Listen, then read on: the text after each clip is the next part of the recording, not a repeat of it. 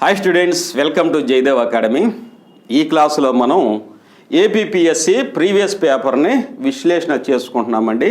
ఎందుకంటే గత ప్రశ్న పత్రాలు అనేవి ప్రతి ఎగ్జామ్కి మార్గనిర్దేశకాలు అనేసి మనకు తెలుసండి. ఈ 2 years నుంచి కరోనా పాండమిక్ ద్వారా ఎంతోమంది ఎక్స్టెన్సివ్గా విస్తారమైనటువంటి సబ్జెక్ట్ చదివాము. ఆ సబ్జెక్టుని పరీక్షలకి అనుకూలంగా మార్చుకొని మంచి మార్కులు పొందాలంటే ఈ గత ప్రశ్న పత్రాలు ప్రీవియస్ పేపర్స్ అనేవి మనకి మార్గనిర్దేశాలుగా నిలబడతాయండి.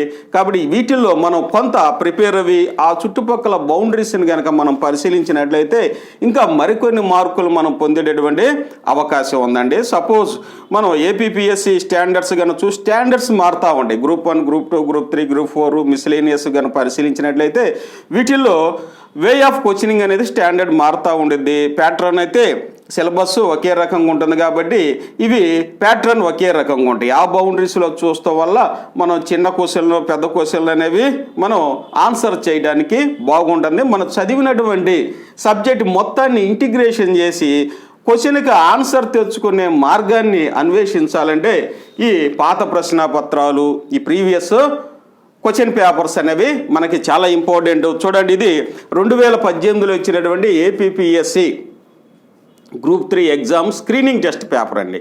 Screening test paper. దీన్ని పరిశీలించినట్లయితే చూడండి, ఇందులో మనకి జనరల్గా మీకు చిన్న నోటీస్ అండి, గమనిక. ప్రాంతీయ భాషల్లో ఏ ప్రశ్నాపత్రం ఇచ్చినా ఇంగ్లీష్ నుంచి కరెక్ట్ తెలుగు ట్రాన్స్లేట్ అనేది కష్టతరంగా ఉంటాయి. కష్టమైనటువంటి వర్డ్స్ దొరకపోవచ్చు. అయితే వీరేం చేస్తారంటే ఏపీపీఎస్సి అవ్వచ్చు, ఏదైనా బోర్డ్స్ ఇంగ్లీష్ అనేది ఫైనల్ ఇంగ్లీష్లో పేపర్ ప్రిపేర్ చేస్తారు. మనకు అర్థం కావడానికి తెలుగులో ట్రాన్స్లేట్ చేస్తారనమాట, అనువదిస్తారు. అయితే మనకు తెలుగు మాత్రమే చదువుకున్నప్పుడు కొన్నిసార్లు వచ్చేసరికి క్లెరికల్ మిస్టేక్స్, ఏపీపీఎస్సి వారు తప్పు లేకపోయినా క్లెరికల్ అంటే టైపింగ్ చేసే వాళ్ళు మిస్టేక్ అవ్వచ్చు, లేకపోతే కరెక్ట్ వార్డ్ దొరకపోవచ్చు.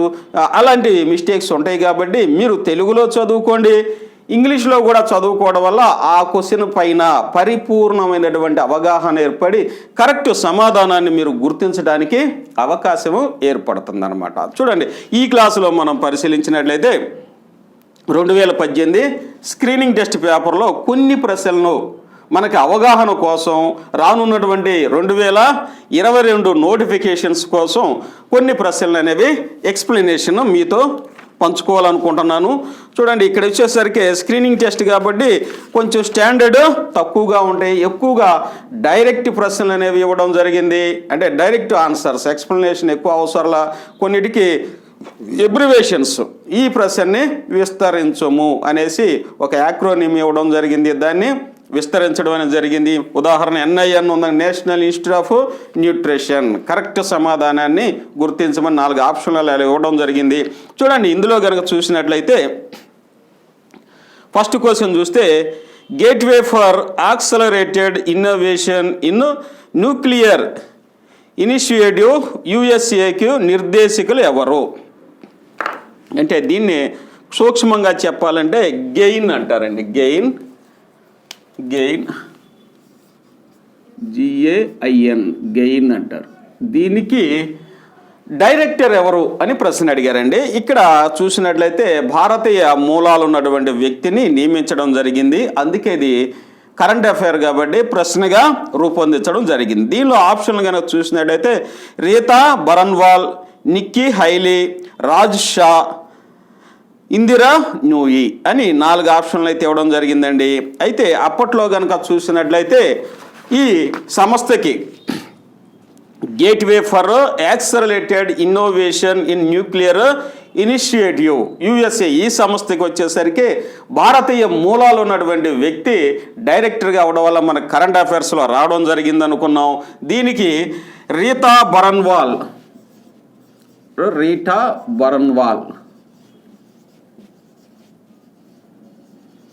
ఈ ప్రశ్నాపత్రం తయారు చేసేసరికి అప్పటికి ఈ సంస్థకి డైరెక్టర్గా ఉండేవారంటే రీటా బరన్వాల్. అయితే మరి ఇప్పుడు ఎవరు దీనికి డైరెక్టర్గా ఉన్నారండి అని చూసినట్లయితే క్రిస్టియన్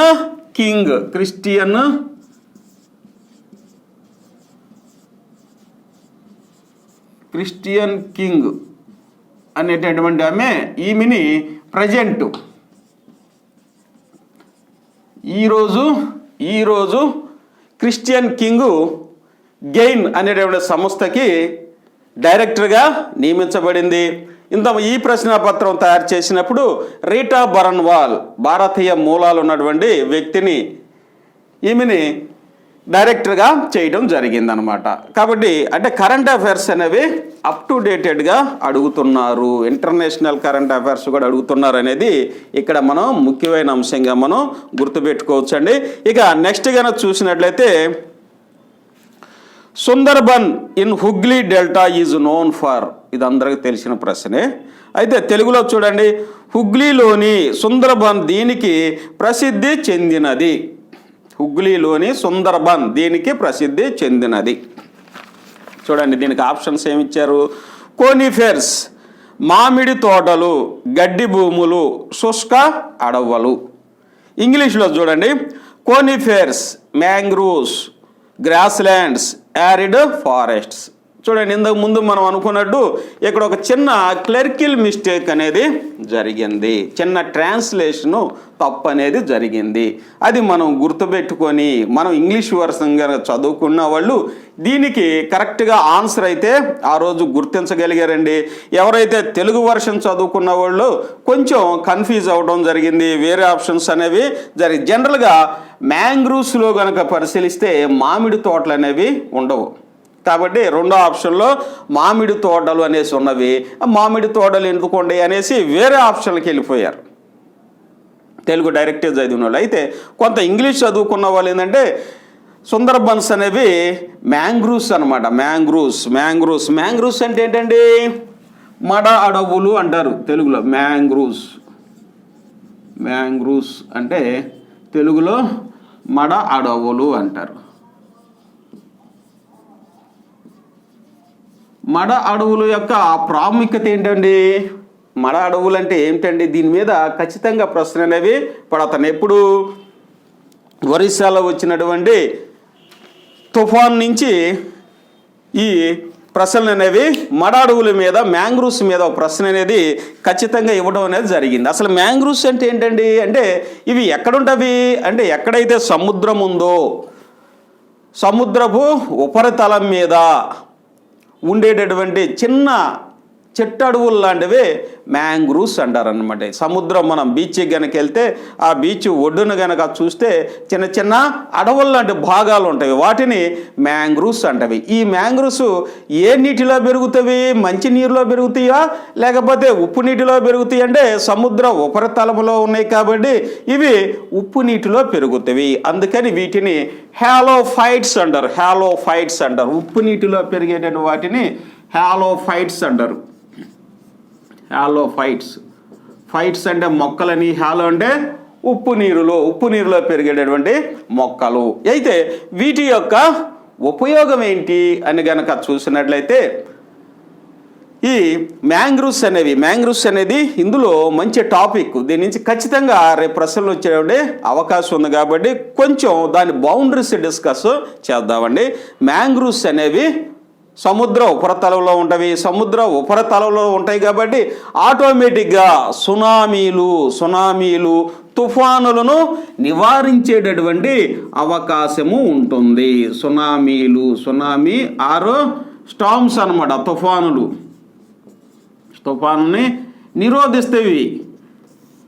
ఎప్పుడైతే మనం మడ అడవులను విచక్షణారహితంగా కొట్టివేస్తున్నారండి, సముద్రం పక్కన ఉన్నటువంటి మడ అడవులని, ఈ మ్యాంగ్రూవ్స్ని ఈ మధ్య కాలంలో విచక్షణారహితం కొట్టివేయడం వల్ల ఈ సునామీలు, ఈ తుఫాన్లు అనేవి అడ్డుకునేటటువంటి అక్కడ మెకానిజం ఏమి లేదు కాబట్టి డైరెక్ట్గా వచ్చి ఊర్ల మీద లేకపోతే నగరాల మీద పడి వాటిని ధ్వంసం చేయడానికి కారణమైనవి ఏంటంటే మడ అడవులని కొట్టివేయటం వల్ల. అందుకని ప్రభుత్వం వారు ఫారెస్ట్ ఆఫ్ ఇండియా వాళ్ళు కూడా గుర్తించి మడ అడవుల పెంపకానికి కూడా ప్రాధాన్యత ఇచ్చారు. ఇవి బయోడైవర్సిటీలో కూడా ఒక భాగమే.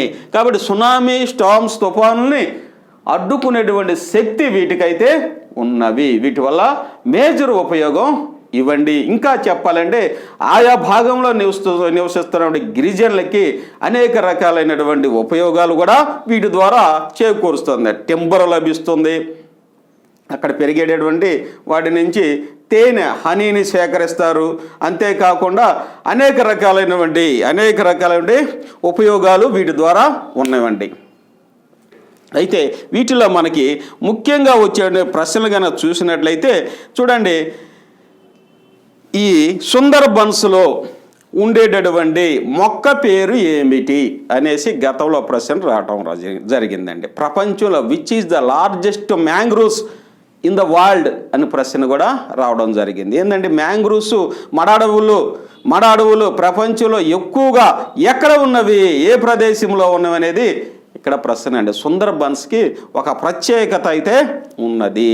అక్కడ సుందరి అనేటటువంటి మొక్క పెరుగుతుందండి. సుందరి అనే మొక్క పెరుగుతుంది. ఇది 20 నుంచి 60 అడుగుల వరకు పెరిగేటటువంటి మొక్క అండి. 20 నుంచి 60 అడుగుల వరకు పెరుగుతుందండి. సుందరి అనేటటువంటి మొక్క పెరుగుతుంది. దీని పేరు మీద సుందర్బన్స్ అనేటటువంటి పేరు రావడం జరిగింది. ఈ సుందర్బన్స్ అనేవి ఇక్కడి నుంచి బంగ్లాదేశ్ దాకా ఒకటి కూడా వ్యాపించి ఉంటాయండి. సుందర్బన్స్ అనేవి చూడండి, వీటిని కనుక మనం చూసినట్లయితే విస్తీర్ణం ఎక్కువ. ప్రపంచంలో అత్యధిక విస్తీర్ణం కలిగినటువంటి ఏరియా పరంగా కలిగినటువంటి మడ అడవులు ఏది అని కనుక చూసినట్లయితే ఫస్ట్ ప్రశ్న ఆన్సర్ వచ్చేసరికి Sundarbans located in which state అంటే వెస్ట్ బెంగాల్లో ఉందని మనందరికీ తెలుసు అండి. పశ్చిమ బెంగాల్లో ఈ సుందర్బన్స్ అనేవి ఉన్నవి. అయితే ఈ సుందర్బన్స్ తర్వాత ఇది ఫస్ట్ ప్లేస్లో చెప్పుకోవచ్చు. రెండో ప్లేసు మరి ఏదంటే ప్రపంచంలో విస్తీర్ణ పరంగా రెండో ప్లేస్ ఉన్నది ఏంటండి అనగా చూసినట్లయితే పిచ్చవరము మ్యాంగ్రూవ్ ఫారెస్ట్స్. ఇది ఎక్కడ ఉందండి? తమిళనాడులో ఉంది. It occupies second place in the world. Mangroves అనేది రెండవ మ్యాంగ్రూవ్స్గా రికార్డ్ చేయబడింది. ఏంటంటే Pichavaram mangroves forest in Tamil Nadu. ఇది రెండో ప్లేసు ఆక్రమించింది. అయితే చూడండి, ఈ మ్యాంగ్రూవ్స్ని కనుక మనం పరిశీలించినట్లయితే రకరకాలైన మ్యాంగ్రూవ్స్ చూడవచ్చు. మీకు ఎగ్జాంపుల్ కోసం ఇక్కడ రాయడం జరిగిందండి. సుందర్బన్స్ ఫస్ట్ ప్లేస్ అనుకున్నాం. అట్లానే మహానది మ్యాంగ్రూవ్స్ ఫారెస్ట్ ఉంది మహానది దగ్గర. అంతేకాకుండా కేజీ అంటే కృష్ణా గోదావరి మ్యాంగ్రూవ్స్ అనమాట. కృష్ణా గోదావరి ప్రాంతంలో పరిశీలించినట్లయితే ఇక్కడ మ్యాంగ్రూవ్స్ అనేవి ఉన్నవండి. కోరింగా ఫారెస్ట్ అనేది ఉండేది. కోరింగా ఫారెస్ట్ ఈ మధ్య వచ్చేసరికి కాకినాడ ప్రాంతంలో ఉంటుందన్నమాట. ఈ కోరింగా ఫారెస్ట్ వచ్చేసరికి ఎక్కువ మంది దాన్ని డిఫారెస్టేషన్ చేస్తుంది. దాన్ని నరికివేయటం వల్ల అక్కడ ఇబ్బందులు వస్తాయనేసి ఆంధ్ర రాష్ట్ర ప్రభుత్వం 7 కమిటీ సభ్యులతో ఒక కమిటీ వేసి దాని పరిరక్షణ కోసం కూడా చర్యలు తీసుకుంటుందండి. అంటే కేజీ బేసిన్ మధ్యన ఉన్నటువంటి మ్యాంగ్రూవ్స్ ఫారెస్ట్ ఏదండి? కోరింగా. కృష్ణా గోదావరి డెల్టా మధ్యన ఉన్నటువంటి మ్యాంగ్రూవ్స్ ఫారెస్ట్ ఏదంటే కోరింగా. ఇది ఒక చిన్న విలేజ్ అండి. అక్కడ ఈస్ట్ గోదావరిలో ఇది ఒక చిన్న విలేజీ. ఇక్కడ కోరింగా ఫారెస్ట్ అనేది మ్యాంగ్రూవ్స్ ఫారెస్ట్ అనేది ఉంది. దీన్ని సంరక్షణ చర్యలు అనేది ఆంధ్ర రాష్ట్ర ప్రభుత్వం తీసుకొని 7 కమిటీ బోర్డు సభ్యులతో దీన్ని రక్షించడానికి డిఫారెస్టేషన్ అంటే అడవులను విచక్షణగా నరికివేయడం. ఎఫారెస్టేషన్ అంటే ఆ ప్రదేశాల్లో తిరిగి మళ్ళీ మొక్కల్ని పెంచేటటువంటి పద్ధతిని ఎఫారెస్టేషన్ అంటారనేసి నాన్ సైన్స్ అభ్యర్థులు చెప్తున్నాండి. సైన్స్ అభ్యర్థులు తెలుసు. ఈ కార్యక్రమం తీసుకుంది. యునెస్కో వారు కూడా దీన్ని గుర్తించడం అనేది జరిగింది. యునెస్కో హెరిటేజ్ సైట్గా గుర్తించడం జరిగింది. కోరింగా కాకినాడ దగ్గర ఉంది. ఇది పరిశీలించినట్లయితే చూడండి, దీన్ని ఇంకా ఎక్కడెక్కడ ఇవి విస్తరించి ఉందనే చూస్తే Coringa mangroves forest situated in which districts అంటే ఏ జిల్లాలో కోరింగా ఫారెస్ట్ విస్తరించి ఉందనేసి ఆప్షన్స్ ఇస్తారు. A east Godavari, B Krishna, C Guntur district, ఇట్లా ఇచ్చేసి కింద వచ్చేసరికి డి ప్రకాశం అనేసి ఇవ్వచ్చు. కింద ఆప్షన్స్ వచ్చేసరికి ఏబిసిడి బిసిడి అట్లా ఆప్షన్స్ ఇవ్వచ్చు. అయితే ఈ కోరింగా ఫారెస్ట్ అనేది ఈస్ట్ గోదావరిలో 58.219 కిలోమీటర్ల పరిధిలో వ్యాపించి ఉందండి. ఆ తర్వాత కృష్ణా జిల్లాలో కనుక చూసినట్లయితే 16.469 కిలోమీటర్ల పరిధిలో వ్యాపించి ఉంది. అలాగే గుంటూరు జిల్లాలో కనుక చూసినట్లయితే ఇది 8.490 వ్యాపించి ఉందండి. కాబట్టి ఈ కోరింగా ఫారెస్ట్ అనేది ఏ జిల్లాల్లో వ్యాపించి ఉందండి? మ్యాంగ్రూవ్స్ ఈస్ట్ గోదావరి, కృష్ణా, గుంటూరు జిల్లాలో వ్యాపించి ఉంది. ఎక్కువగా దేంట్లో ఉందండి? ఈస్ట్ గోదావరి జిల్లాలో 58 కిలోమీటర్ల 21 కిలోమీటర్స్ వ్యాపించి ఉంది, అత్యధికంగా వ్యాపించి ఉంది అనమాట. ఆ తర్వాత చూసినట్టు కృష్ణాలో 16.463. ఇకపోతే గుంటూరు జిల్లాలో చూసినట్లయితే 8.49. అంటే మనం ఇండియా వైడ్గా చూసాము, అట్లనే మన రాష్ట్రంలో కూడా మడ అడవులను చూసాము, వాటి ఇంపార్టెన్స్ కూడా చూసాము. అయితే ఈ మడ అడవులు మన దేశంలో ఎక్కడెక్కడ ఉన్నవి అనేసి కనుక ప్రశ్నలు ఇందులో లేదు అంటాడు. 4 ఆప్షన్లు ఇచ్చి ఇందులో లేదు అంటారు. అయితే మీకోసం కొన్ని అనేవి నేను ఇక్కడ రాయడం జరిగింది అండి. ఫస్ట్ వచ్చేసరికి సుందరబన్ మ్యాంగ్రూవ్స్ ఫారెస్ట్ అండి. Next Mahanadi mangroves forest, Krishna Godavari mangroves forest, అట్లనే Ratnagiri mangroves forest, Goa mangroves forest, అట్లనే కావేరీ డెల్టాలో ఉన్న మ్యాంగ్రూవ్స్ ఫారెస్టు, అలానే అండమాన్ నికోబార్లో ఉన్న మ్యాంగ్రూవ్స్ ఫారెస్ట్లో ముఖ్యంగా ఎక్కువగా ఈ మ్యాంగ్రూవ్స్ ఫారెస్ట్ అనేవి వ్యాపించి ఉన్నవండి. దీని మీద ఎక్కువ ప్రశ్నలు, ఎందుకంటే మనం డిజాస్టర్ మేనేజ్మెంట్లో చూసినట్లయితే, విపత్తు నిర్వహణలో చూసినట్లయితే వాటిలో మేజర్ కాన్సెప్ట్ ఏంటంటే మ్యాంగ్రూవ్స్ని పెంచడం ద్వారా రానున్న విపత్తుల్ని అంటే సునామీలను, తుఫాన్లని మనం సమర్థవంతంగా ఎదుర్కోవడానికి అవకాశం ఉండిద్ది అనేసి NDMA వాళ్ళ యొక్క ప్రణాళిక. అది ఒక భాగమేనండి. ఫారెస్ట్ డిపార్ట్మెంట్తో కలిపి వీటి అభివృద్ధికి అయితే వారు చర్యలు అయితే తీసుకున్నారు. ఇక చూసినట్లయితే మరి మ్యాంగ్రూవ్స్ ఏ నీటిలో పెరుగుతాయి అనుకున్నాం? ఇవి ఉప్పు నీటిలో పెరుగుతాయి అని అనుకున్నాం. ఇక్కడ ఒక మాట మీకు చెప్పాలనుకుంటున్నానండి. శ్వాసించే వేళ్ళు ఈ ప్రదేశంలో ఉన్న మొక్కల్లో ఉంటవి అని గతంలో కూడా SSCలోనూ ఎక్కడ అడిగారండి. ఈ శ్వాసించే వేళ్ళు అనేది ఇక్కడ very very important. Respiratory roots అంటారనమాట. రెస్పిరేటరీ రూట్స్, శ్వాసించే వేళ్ళు. అంతేకాకుండా ఇక్కడ 2 మాటలు చూద్దామండి. రెస్పిరేటరీ రూట్స్ అండ్ లెంటిసెల్స్ వేటిలో ఉంటాయి అంటే ఈ హాలోఫైట్స్లో ఉంటాయి అన్నమాట. ఉప్పు నీరులో పెరిగేటటువంటి మడ అడవుల్లో వీటి యొక్క క్యారెస్టిక్ ఫీచర్ అనమాట, ముఖ్యమైనటువంటి లక్షణం అనమాట. అయితే చూడండి, వీటిని మనం కనుక పరిశీలించినట్లయితే వీటిని లెంటిసెల్స్ని మనం ఎక్కడ చూడొచ్చండి? బార్క్ రూట్స్లో చూడొచ్చండి. బార్క్ అంటే బెరడులోను రూట్లోను ఉంటాయి అన్నమాట. ఈ లెంటిసెల్స్ బార్క్ అండ్ రూట్లో ఉంటాయి. అయితే వీటిని చూడండి, బార్క్ రూట్లో ఉంటవి. ఇవి పార్శ్వంగా ఉండేటువంటి సెల్స్, కణాలు అన్నమాట. ఈ కణాలు రెస్పిరేటరీ సెల్స్గా మారి మొక్కకి ఆక్సిజన్ అనేవి అందిస్తవి. అట్లనే ఇక్కడ చూసినట్లయితే న్యూమాటోఫోర్స్ అంటారండి. ఈ న్యూమాటోఫోర్స్ని కనుక చూసినట్లయితే వీటిని కూడా శ్వాసించే వేళ్ళలో ఉండేటటువంటి సెల్స్ అండి. ఈ వీటి ద్వారా అంటే రూట్స్ అనమాట. ఇప్పుడు సపోజ్ మొక్క కనుక ఉండేటైతే, మడ అడవుల్లో మొక్క ఉన్నట్టయితే అవన్నీ ఉప్పు నీటిలో మునిగిపోయి ఉంటవి. ఆ పక్కనే చిన్న చిన్న ఆ వేర్లు అనేవి వస్తాయి, ఉప్పు నీరులో మునిగిపోతాయి. ఈ పక్కన చిన్న చిన్న వేర్లు అనేవి వస్తాయి అన్నమాట. ఈ వేరులనే న్యూమాటోఫోర్స్ అంటారు. ఈ వేర్ల ద్వారా ఇవి శ్వాసిస్తవి. కాబట్టి ఇక్కడ వ్యాస్ట్గా మాట్లాడుకున్నాం. ఇక్కడ చెప్పాలనుకున్న అంశం ఏంటంటే మడ అడవుల్లో ఉన్నటువంటి మొక్కలకి 2 క్యారెక్టరిస్టిక్ ఫీచర్స్ ఉండే అని చెప్పాము. ఒకటి వచ్చేసరికి రెస్పిరేటరీ రూట్స్, శ్వాసించే వేళ్ళు ఉంటాయి, వీటిని న్యూమాటోఫోర్స్ అంటారు.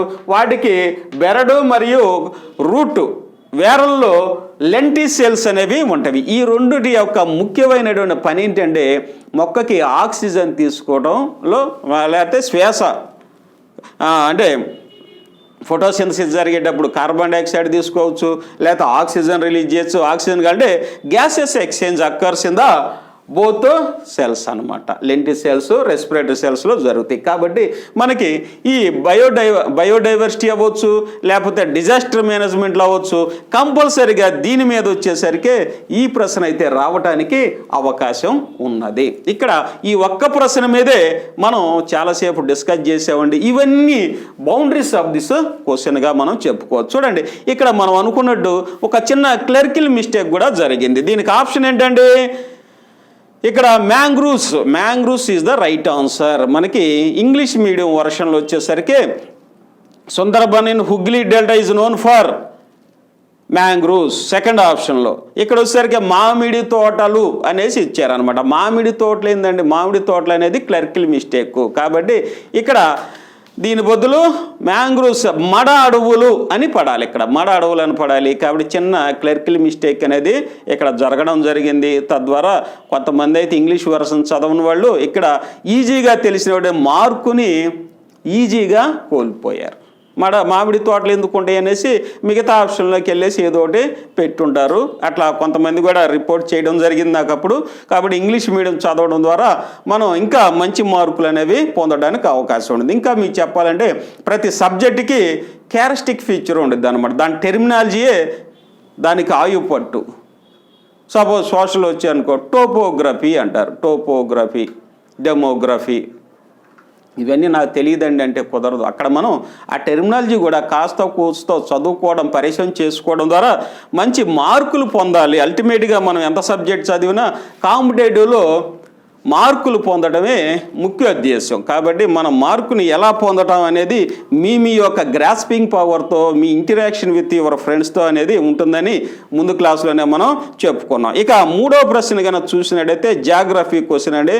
ఆంధ్రప్రదేశ్లోని ఏ జిల్లాలో ఇస్రో సతీష్ ధావన్ స్పేస్ సెంటర్ అనేది ఉంది? ఇది ఆంధ్రప్రదేశ్కి సంబంధించినటువంటి ప్రశ్న, జాగ్రఫీగా ఇచ్చారండి. అయితే ఇది ఒకంత అది కోస్ట్ ఎక్కువగా ఉంటుంది కాబట్టి ఇటు ఆ చిత్తూరా లేకపోతే ఇటు నెల్లూరా లేకపోతే ప్రకాశం అనేది కొంచెం డౌట్లుగా ఉంటాయి కొంతమందికి. అంటే అరకొరగా చదివిన వాళ్ళకి ఏంటంటే కొంచెం డౌట్ అనేది ఉంటుంది. ఇది మంచి ప్రశ్నే.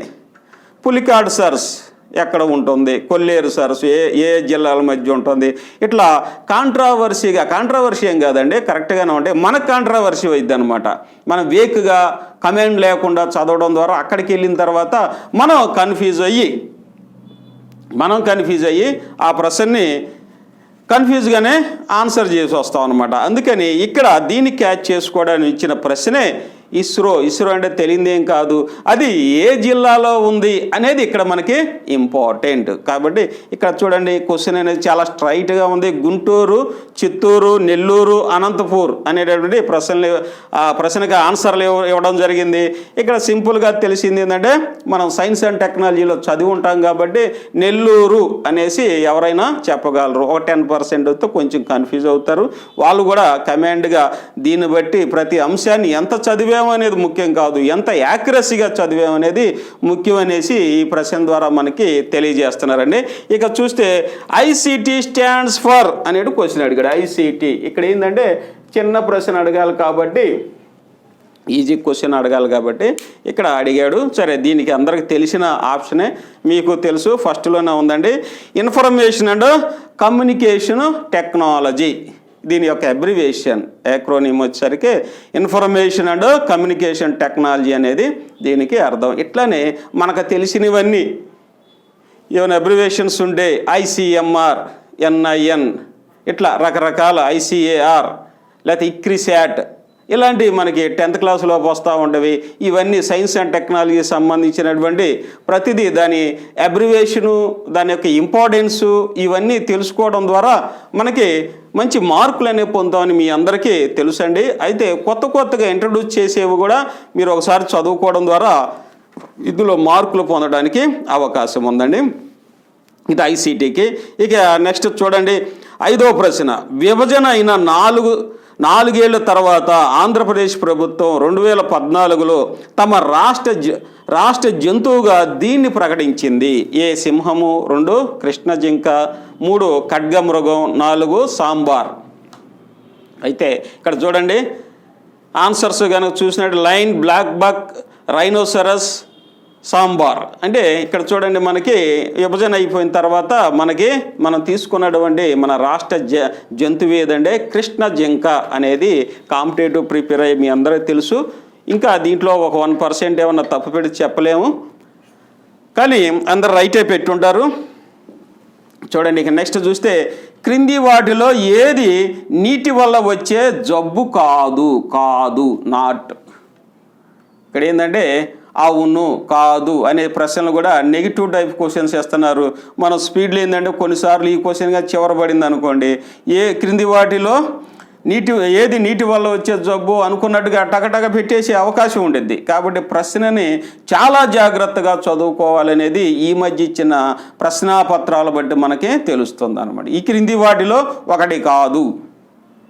ఆన్సర్ క్వశ్చన్ అలా అడుగుతున్నారండి. చూడండి ఇక్కడ క్రింది వాటిలో ఏది నీటి వల్ల వచ్చే జబ్బు కాదు. Which are the following not a water borne disease? అంటే typhoid, cholera, hepatitis, dengue fever. ఇప్పటికే మీకు అర్థమైపోయి ఉండాలండి. క్రింది వాటిలో ఏది నీటి వల్ల వచ్చేటువంటి జబ్బు కాదు అనేది ఇక్కడ ప్రశ్న అండి. టైఫాయిడ్ వస్తుంది, కలరా వస్తుంది, హెపటైటిస్ వస్తుంది. మరి ఏది కాదండి అంటే డెంగ్యూ ఫీవర్ వైరస్ వల్ల వస్తుంది. ఇది ఈ మధ్య కాలంలో ఎక్కువగా వ్యాపించినటువంటి జబ్బు అండి. మన భారతదేశంలో కూడా రావడం జరిగింది. చాలామంది దీనికి ఎఫెక్టెడ్ కూడా అయ్యారండి. సరే, దీనికి ప్రశ్న ఎలా రావచ్చు? ఈసారి ఎలా ఇచ్చారు? ఈసారి ఎలా రావచ్చు అంటే డెంగ్యూ ఫీవర్కి కారణమైనటువంటి జీవి ఏది అనేసి ప్రశ్న ఈసారి అలా రావచ్చు. మరి దానికి బౌండరీస్ కనుక మనం డిస్కస్ చేసినట్టయితే జనరల్గా దీనికి డెంగ్యూ ఫీవర్కి వచ్చేది ఏంటంటే ఎడిస్ అనేసి చెప్తున్నాం అనమాట. అయితే ఈ ఎడిస్లో కూడా ఫీమేల్ మస్కిటో నుంచి వస్తుందండి. డెంగ్యూ ఫీవర్కి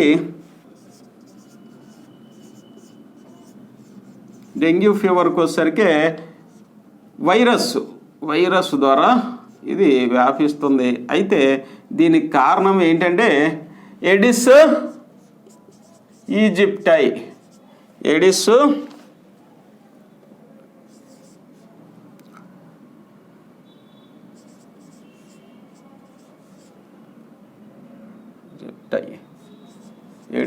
ఈజిప్టై అనేది ఇది కూడా female mosquito, not male. Female mosquito ఇది. ఈ ఫీమేల్ మస్కిటో పుడతం ద్వారా డెంగ్యూ ఫీవర్ అనేది రావడం జరుగుతుంది. కాబట్టి ఇది గతంలో ప్రశ్నాపత్రాల్లో కూడా రావడం జరిగింది. అయితే ఇవి మళ్ళీ ఇలాంటివి ఏమన్నా ఈసారి కరోనా మీద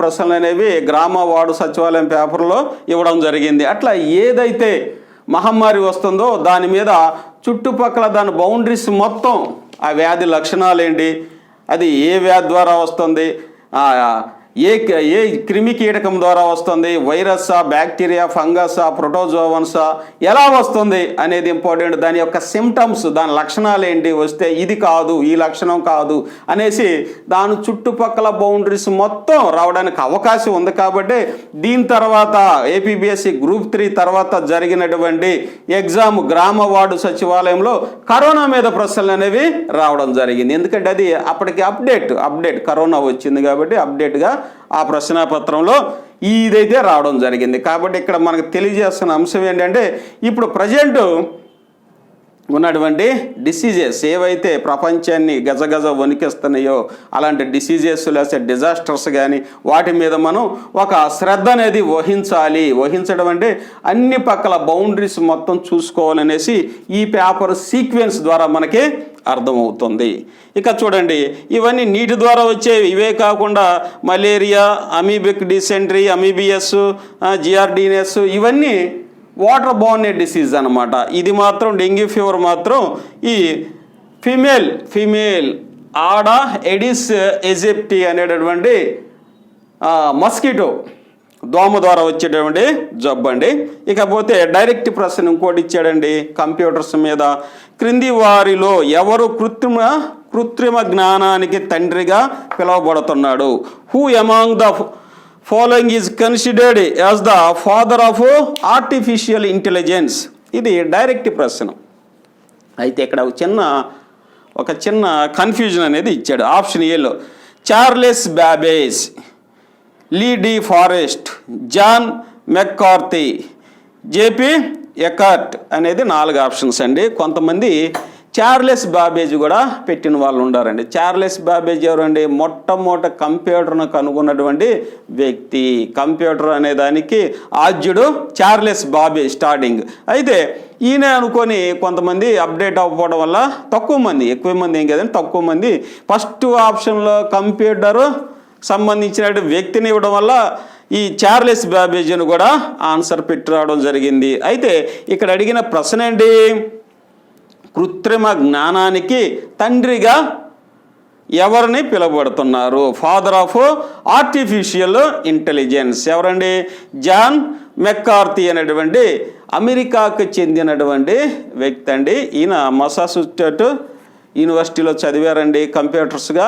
ఈయన ఈ ఫాదర్ ఆఫ్ ఆర్టిఫిషియల్ ఇంటెలిజెన్స్కి ఫాదర్గా చెప్పడం జరిగిందండి.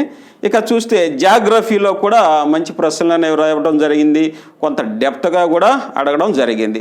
సాత్పురా పర్వతాల్లో కింది వాటిలో ఎత్తైనది ఏది?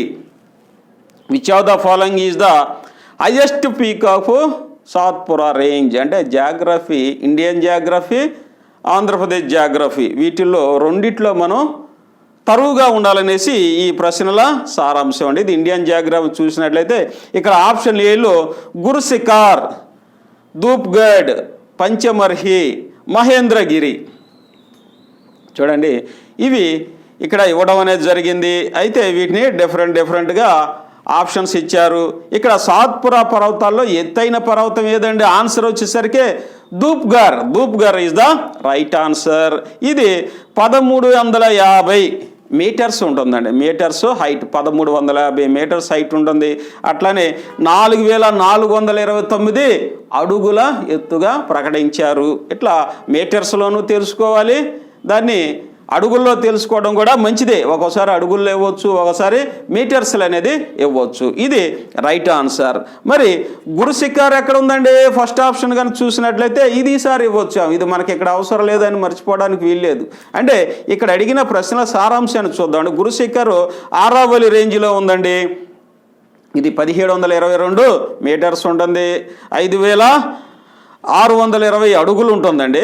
5650 అడుగులు ఉంటుంది. అట్లనే పంచమర్హి వచ్చేసరికి 1067 మీటర్స్ ఉంది. 1067 మీటర్స్. అట్లనే 3501 అడుగులు ఎత్తు ఉంటుందండి.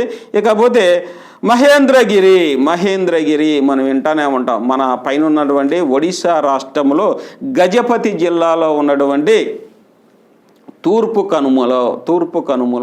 కనుమలో నుండి అత్యంత ఎత్తైన శిఖరం ఏంటంటే మహేంద్రగిరిగానే చెప్పొచ్చు అనమాట. ఇది 1501 మీటర్స్ హైటు, 4925 అడుగుల ఎత్తు అనేది ఉంటుంది. అంటే ఇక్కడ మనం తెలుసుకోవాల్సింది ఏంటంటే మన భారతదేశంలో ఏ పర్వతాలు ఉన్నవి, ఎక్కడెక్కడ ఉన్నవి, వాటి యొక్క హైట్స్ మనం తెలుసుకోవాలన్నమాట. తద్వారా దీని నుంచి ఎక్కడో చోట ప్రశ్న అనేది రావచ్చు. కానీ మధ్యప్రదేశ్లో ఉండే పంచమర్హి అనేటటువంటి ఒకటి ఇచ్చాడండి ఇక్కడ. ఇది వెరీ ఇంపార్టెంట్. ఒకసారి పివి నరసింహారావు గారి హయాంలో అక్కడ కాంగ్రెస్ సభ కూడా నిర్వహించారు. అక్కడ బాగుంటుంది, వాతావరణం అనేది బాగుంటుంది. అందులో కూడా అక్కడ చల్లదనం ఎక్కువ ఉంటుంది, అక్కడ బయోస్పియర్స్ ఎక్కువ ఉండేవి, టైగర్ ఫారెస్ట్ ఉంది, ఇంకా చెప్పాలంటే నేషనల్ పార్క్స్ కూడా ఉండే, ఆహ్లాదకరమైన వాతావరణము. మధ్యప్రదేశ్లో ఉన్నటువంటి పంచమర్హి అనేది అది మంచి రిసార్ట్స్ అనమాట. ఎండాకాలంలో మంచి చల్లదనాన్ని ఇచ్చేటటువంటి వాతావరణం ఉండే ప్రదేశం. అందుకని అక్కడే ఒకసారి పివి నరసింహరావు గారు ప్రధానమంత్రిగా ఉన్నప్పుడు అక్కడ కాంగ్రెస్ ప్లీనరీని జరిపినటువంటి సంఘటన జరిగిందండి. ఇలా మనం పరిశీలించినట్లయితే ఎక్కడికో పోలా, ప్రశ్నలు అనేవి ఇక్కడే ఉన్నాయి, ఇండియన్ జాగ్రఫీలో ఉంది చూడండి. ఇంకా రెండోది కనుక చూసినట్లయితే అండమాన్ నికోబార్ దీవులు మునిగిపోయిన ఏ పర్వతపు పరిధిలోనివి? The Andaman and Nicobar islands are the submerged part of mountain range called Arakan Yoma, Pegu Yoma, Aksai Chin, Tian Shan అనేవి 4 ఇచ్చాడు అనమాట. అంటే అండమాన్ నికోబార్ దీవులు ఏ పర్వత ప్రాంతంలో ఉన్నవండి? అది చూడండి, చూస్తే దీనికి రైట్ ఆన్సర్ వచ్చేసరికి అరకాన్ యమా. అరకాన్ యమా అనేది దీనికి రైట్ ఆన్సర్ అండి. దీనిలో భాగమే అండమాన్ నికోబార్ దీవుల ఎక్స్టెన్షన్ పార్ట్ అనమాట అది. సరే, నెక్స్ట్ కానీ చూసినట్టయితే పెగు యమా. పెగు యమా వచ్చేసరికి దీన్ని మియాన్మార్లో ఇవి విస్తరించి ఉన్నాయండి. ఇవి మియాన్మార్ దాకా విస్తరించి ఉన్నాయి. వీటిని బాగో మౌంటైన్స్ లేకపోతే బాగో యమా అనేసి కూడా అంటారు. అక్కడ బాగో యమా అని కూడా అంటారు. అంటే ఈ ఆప్షన్స్ కూడా మనం డిస్కస్ చేయటం వల్ల మనకి ఈసారి ఏమన్నా వస్తే అవకాశం ఉండదని మీకు చెప్తున్నానండి. ఇది పెగు యమా అనేది ఎక్కడుందండి? మియాన్మార్లో ఉంటుంది. ఈ మియాన్మార్లో దీనికి వేరే వేరే పేర్లు కూడా ఉంది. బాగో మౌంటైన్స్ అంటారు, లేకపోతే బాగో యమా అంటారు, లేకపోతే పెగు యమా అనేసి అంటారు. మియాన్మార్లో ఉంటుంది ఇది. ఇకపోతే ఆక్సైచిన్ అనేది మనం ప్రతినిత్యము వింటానే ఉంటాం న్యూస్లో. మనకి చైనాతో యుద్ధం జరిగేది ఈ ప్రాంతంలోనే ఎక్కువ ఉండదు. కాశ్మీరు, లడక్ రీజియన్లో ఇది ఉంటుందండి. చైనా వాళ్ళు దురాక్రమణ కూడా ఆక్సైచిన్లో కొంత భాగాన్ని చేయటం జరిగింది. కాబట్టి ఇది మనకు అందరికి అర్థం, కొంచెం కాస్తో కూస్తో కాంపిటేటివ్ స్పిరిట్ ఉన్న వాళ్ళకి ఇది ఆన్సర్ కాదనేసి తెలిసిపోతుంది. ఎందుకంటే యుద్ధంలో ప్రతిసారి ఆక్సైచిన్ గురించే చెప్తారనమాట. ఇక్కడ ఇక కొత్తది పోతే టియాన్ షాన్ అనేది వచ్చిందండి. ఈ టియాన్ షాన్ అనేది ఇది సెంట్రల్ ఏషియాలో తాష్కెంట్ ఉజ్బెకిస్తాన్ నుంచి ప్రారంభమయ్యి చైనీస్లోకి వస్తుందండి. చైనీస్లో దీని వచ్చేసరికి సెలెస్టియల్ మౌంటైన్ అంటారండి. సెలెస్టియల్ మౌంటైన్స్ అంటారు. తీన్షాన్ని సెలెస్టియల్ మౌంటైన్స్ అంటారు. సెలెస్టియల్ మౌంటైన్స్ అంటారు. వీటికి అక్కడ పేరండి.